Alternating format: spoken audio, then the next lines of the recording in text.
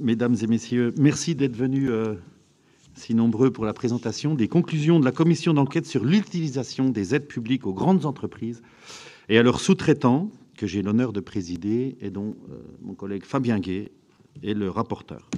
Vous ont été remis le rapport de la commission d'enquête ainsi que d'un document intitulé « L'essentiel » qui en présente une synthèse. Avant de céder la parole au rapporteur, je voudrais rapidement rappeler quelques points. Tout d'abord, quelques chiffres clés sur nos travaux. Entre février et juin, nous avons organisé 58 auditions plénières, toutes publiques et diffusées en direct, soit environ 87 heures de travaux.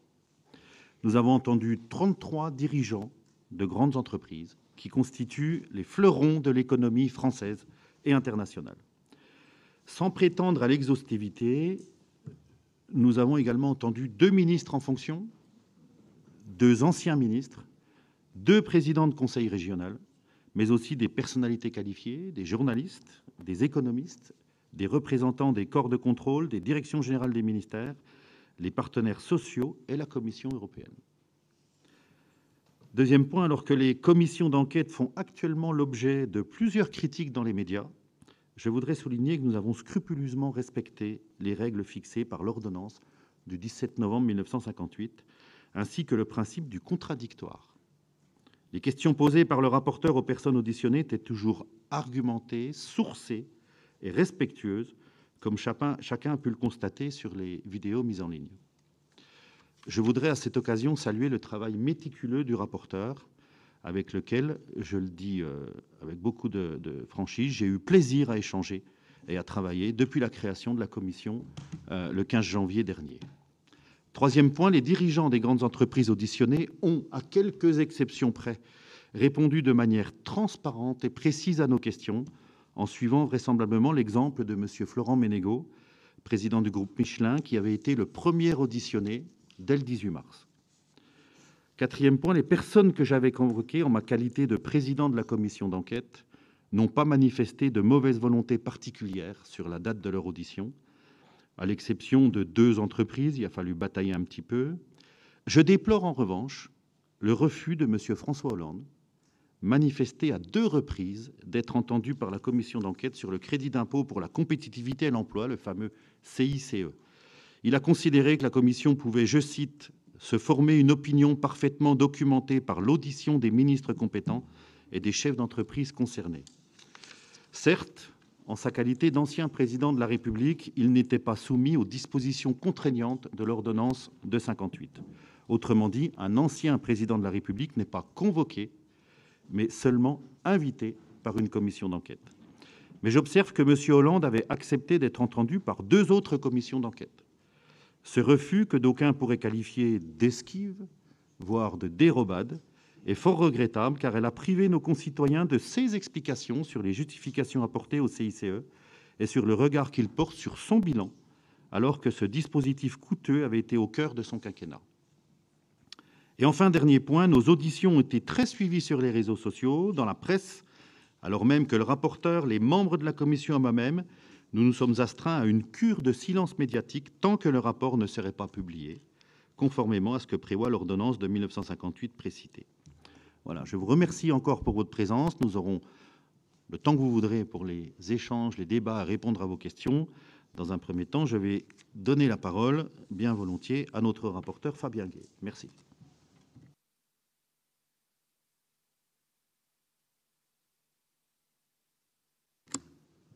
Merci, cher Olivier.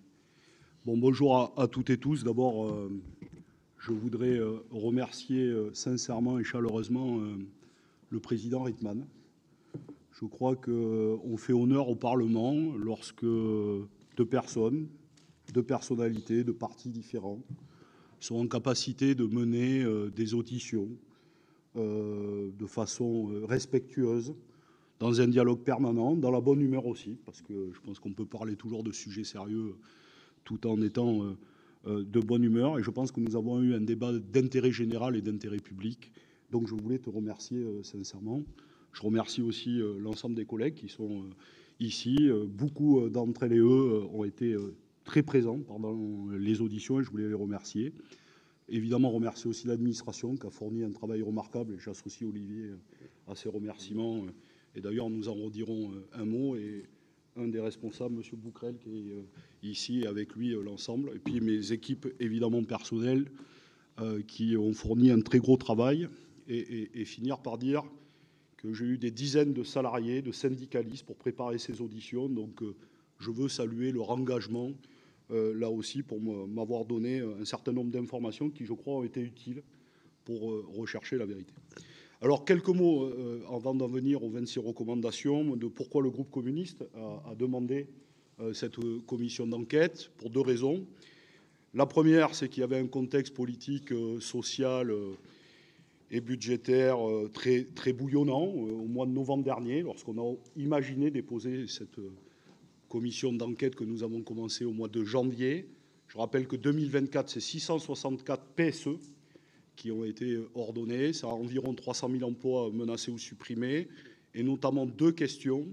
Michelin, la fermeture des sites de Vannes et Cholet, 1200 emplois supprimés, et Auchan, 2300 salariés qui perdaient leur emploi et 10 magasins. Et donc le Premier ministre de l'époque, Michel Barnier, s'était engagé devant le Parlement à demander des comptes à ces deux entreprises. On tient aussi à vous le signaler que lorsque nous avons auditionné l'IGF, elle nous a dit qu'elle n'avait pas eu le temps parce qu'elle était sur un dossier. D'ailleurs, c'est public, donc c'était le dossier Sanofi qui, lui, n'a pas été rendu public, mais qu'elle n'avait pas eu le temps de déclencher l'enquête. Et lorsque nous avons auditionné M. Éric Lombard, il nous a dit qu'il n'avait pas adressé de lettre de mission à l'IGF. Donc, je le dis, il y a une problématique, c'est que lorsque le Premier ministre s'engage devant la représentation nationale à demander des comptes à deux entreprises, que plus de 7 à 8 mois après, ça ne soit pas fait est une problématique.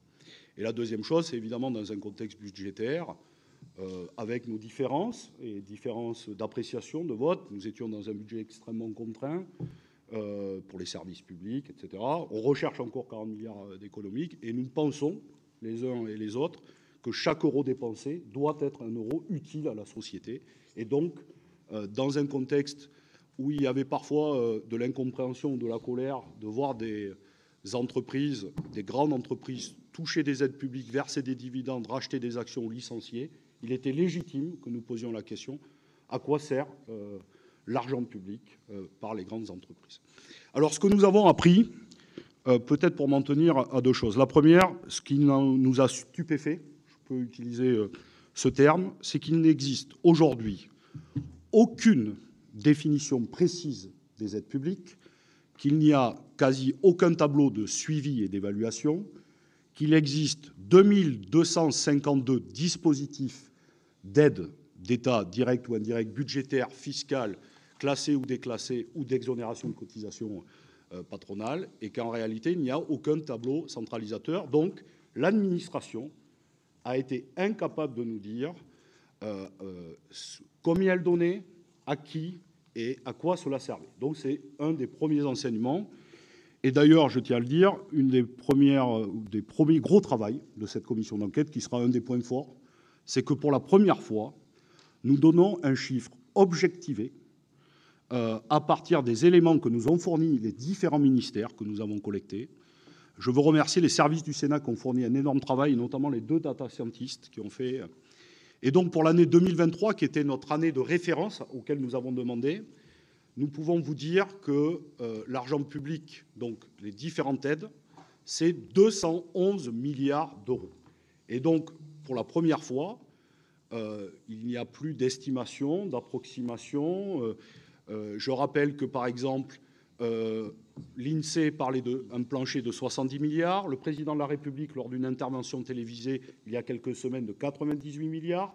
Éric Lombard, lorsqu'il est venu devant notre commission, a avancé le chiffre de 150 à 155 milliards.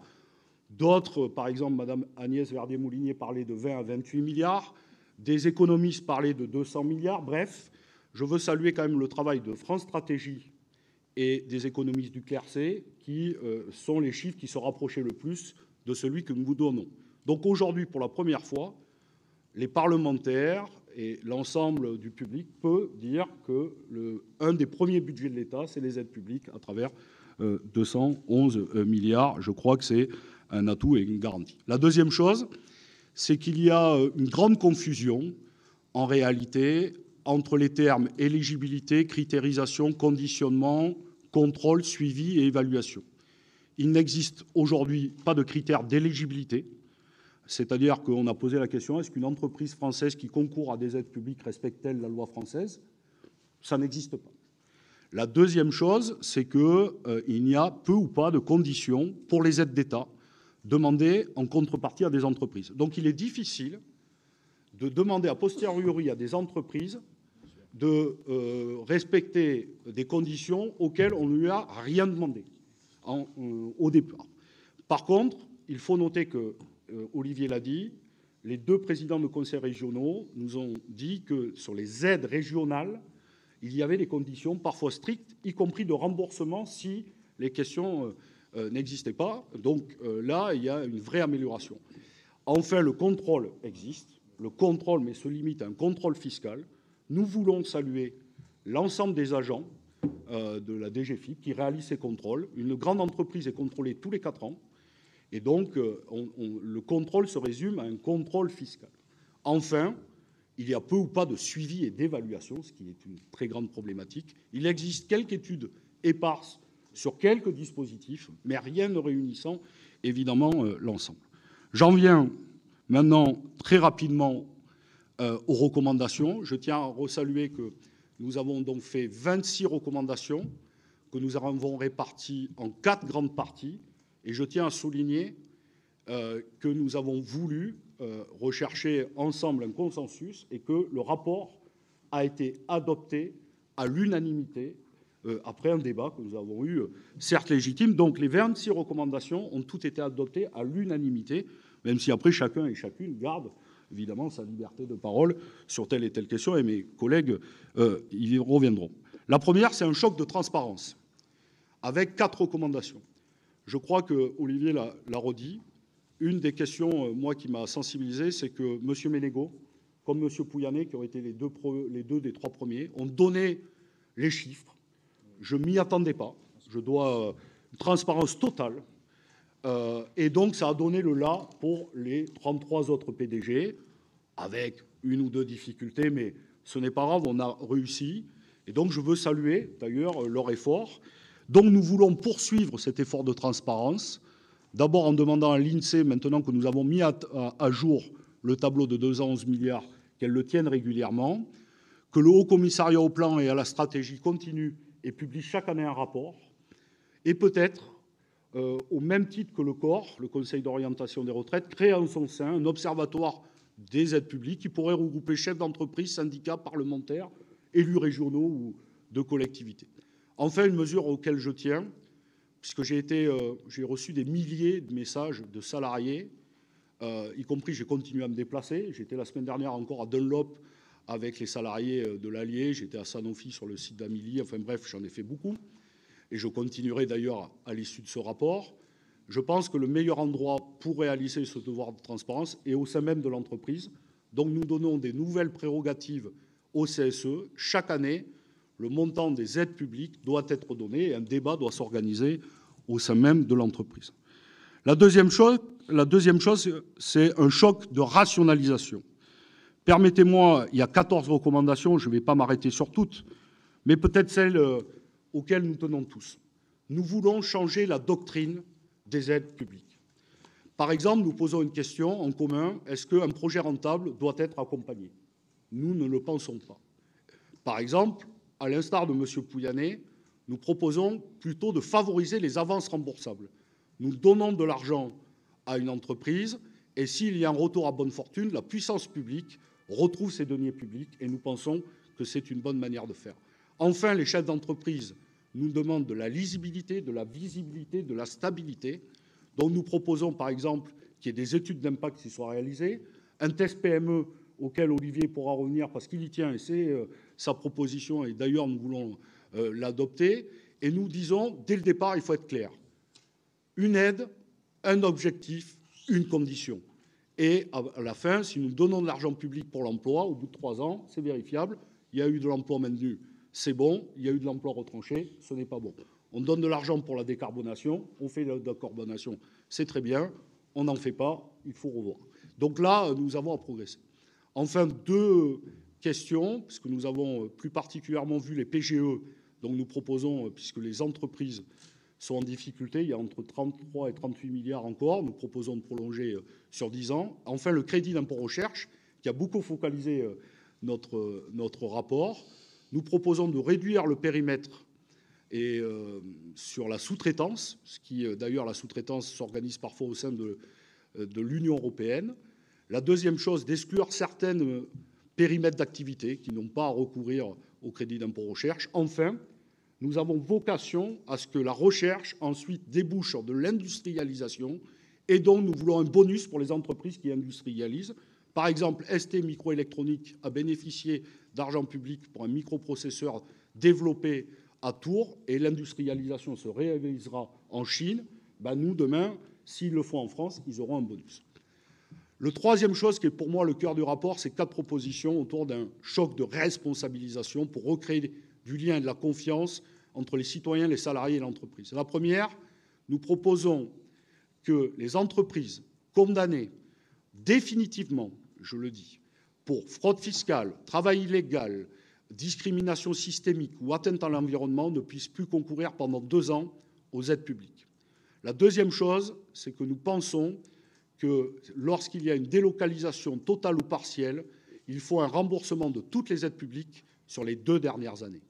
La troisième chose qui est très importante, et je tiens à saluer mon collègue à côté de moi, Daniel Fargeau, qui a émis cette idée, l'argent public ne peut pas servir les actionnaires, donc nous proposons de déduire du montant distribuable les aides publiques hors exonération de cotisations patronales. C'est-à-dire que si vous avez 1 milliard d'euros de distribuables et que vous touchez 200 millions d'aides publiques hors exonération, vous ne pourrez verser à les actionnaires que 800 millions. Enfin, c'est un symbole, mais de manière éthique, nous proposons et nous demandons à Michelin de rembourser les 4,9 millions d'euros qui a servi en 2019 à acheter 6 machines-outils qui n'ont jamais vu un site français. Monsieur Ménégo, devant notre commission d'enquête, s'est engagé, si la question lui était posée, à rembourser. Monsieur Bruno Le Maire, ancien ministre de l'économie, a dit qu'il n'y était pas opposé, même s'il n'est plus en responsabilité. Monsieur Lombard a dit qu'il verrait. Donc nous proposons de manière éthique que Michelin rembourse. Enfin, et pour finir, évidemment, un dernier choc d'évaluation. Il faut suivre les politiques publiques, les évaluer. 4 recommandations que les parlementaires, évidemment, disposent, par exemple, des 15 niches fiscales les plus grandes, chaque année d'une évaluation, ou que lorsqu'on pérennise une niche fiscale au-dessus de 50 millions, tous les 3 ans, nous puissions avoir un rapport pour permettre que le Parlement puisse voter un budget de façon éclairée. Voilà, chers journalistes, les quelques mots, et je finis par vous dire que ce choc d'évaluation se veut pour éviter le fiasco du CICE, dont le dernier rapport a montré que 120 milliards avaient été donnés sur 6 ans, 100 000 emplois créés alors qu'il y avait 1 million d'emplois annoncés. Et pour ma part, comme Olivier, je regrette que M. François Hollande soit le seul à ne pas être venu, d'autant plus qu'il est toujours prompt à prendre la parole et à débattre. Et s'il le souhaite, je me rends disponible avec d'autres collègues pour continuer à avoir ce débat avec lui sur le CICE. Je suis sûr que ça sera un débat d'intérêt public et d'intérêt général. Donc s'il nous écoute, cher François Hollande, je me rends disponible pour vous. Voilà les quelques mots et je vous remercie de votre attention. Merci, merci cher Fabien. Avant de vous donner la parole et de faire qu'on puisse échanger et répondre à vos questions, je voulais donner quelques précisions. Alors concernant François Hollande, bien évidemment, ça ne pourra plus se faire dans le cadre de la commission d'enquête, parce qu'une commission d'enquête, à part la loi de novembre 58, l'ordonnance, une durée limitée, et que le 14 juillet, cette commission d'enquête n'existera plus. Par contre, moi étant président, et Fabien en fait partie, ainsi que d'autres collègues, président de la délégation sénatoriale aux entreprises, si François Hollande veut être auditionné par la délégation sénatoriale aux entreprises, ça sera avec plaisir. Je voulais revenir sur des points qui me semblent très importants. Effectivement, vous avez vu que, et notamment, et c'est l'occasion pour moi de les remercier tous, notre administration a réussi, en allant chercher, en allant vraiment investiguer, à sortir un chiffre qui, lui, est aujourd'hui indiscutable, de 211 milliards en 2023 d'aides publiques. Je précise que ces aides publiques, alors que la commission d'enquête travaillait uniquement, enfin, c'était focalisé sur les grandes entreprises. Je parle des entreprises qu'on avait fichées comme plus de 1000 salariés et plus de 450 millions d'euros de chiffre d'affaires mondial. Ces 211 milliards concernent l'intégralité des presque 5 millions d'entreprises françaises, de la micro-entreprise qui en bénéficient aussi, puisque vous savez très bien que ça a fait l'objet de certaines discussions, notamment le seuil d'assujettissement à la TVA, donc bénéficier également d'aides fiscales notamment, jusqu'aux plus grandes entreprises. Et c'est sur ce grand éventail que reposent ces 211 milliards. Vous avez remarqué également que, en tout cas ça n'a pas transparu, mais ça ne sort pas du rapport non plus, sur ces 211 milliards, il n'y a pas de jugement de valeur. On ne peut pas dire qu'on a été choqué par les 211 milliards qui sont ressortis des résultats. Premièrement parce que déjà il n'y a pas d'évaluation, et c'est un regret qu'on fait dans le rapport, et donc sans évaluation réelle, impossible de dire si ces 211 milliards sont bien ou mal utilisés. Mais deuxième chose, c'est que 211 milliards, ça peut paraître énorme, mais je vous le dis sur 5 millions d'entreprises, mais si on regarde également ce qui se fait autour de nous, ne serait-ce que sur nos voisins européens, mais si on veut regarder du côté aussi des États-Unis, d'autres pays du continent américain, mais également du côté, là on a beaucoup moins d'informations, mais on sait que ça se fait à grands coups de subventions et d'accompagnement de l'État du côté chinois, on ne peut pas dire que la France soit un pays qui exerce un dumping particulier et qui, avec 211 milliards, soutient plus que les autres. Et n'oublions pas que nous faisons partie d'un système économique et entrepreneurial et industriel mondial, et que toute décision qu'on prend en France a des répercussions sur nos entreprises par rapport à ce qui se passe dans le monde. Donc il n'est pas question de dire que 200 milliards, c'est beaucoup trop ou c'est pas assez. En plus, on n'a pas noté que certaines entreprises, pardonnez-moi l'expression, mais se goinfrent. On a plutôt noté, Fabien l'a dit, que le contrôle est plutôt poussé et que de ce côté-là, pas noté, nous, dans nos investigations de fraude notoire aux aides publiques aux entreprises. Maintenant, c'est vrai qu'il y a un vrai sujet de l'évaluation et de savoir, et c'est bien là notre souci, si chaque euro alloué à l'aide aux entreprises trouve quelque part son efficience, est efficace et permet, c'est quand même bien là le nerf de la guerre, de créer de la richesse. Et puis, enfin, deux derniers points.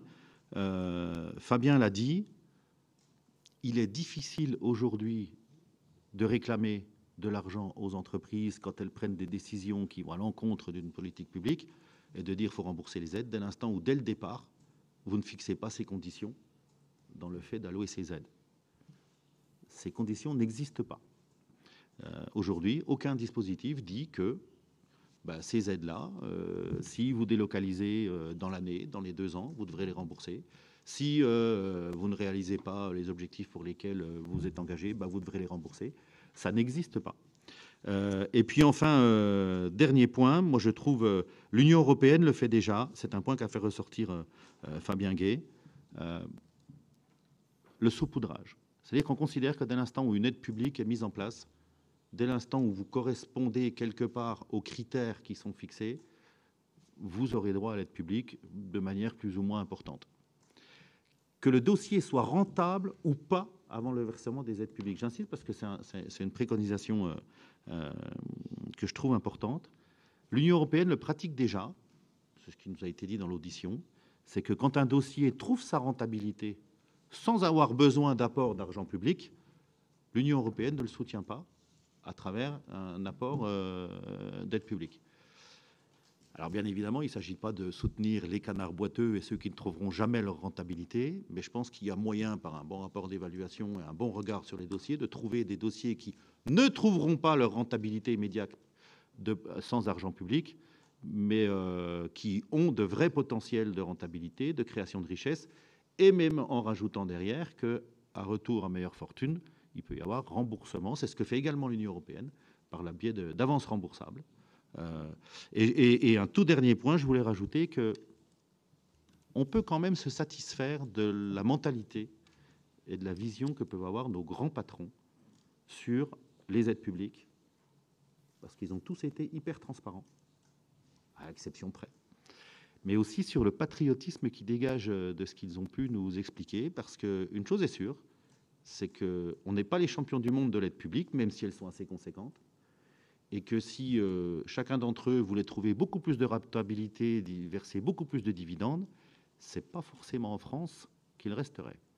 Mais on a senti une vraie volonté de la part de ces grands patrons de considérer la France comme leur pays et comme le pays où leurs sièges sociaux sont installés et où ils ont une responsabilité de par leurs salariés et de par les aides qui leur sont apportées.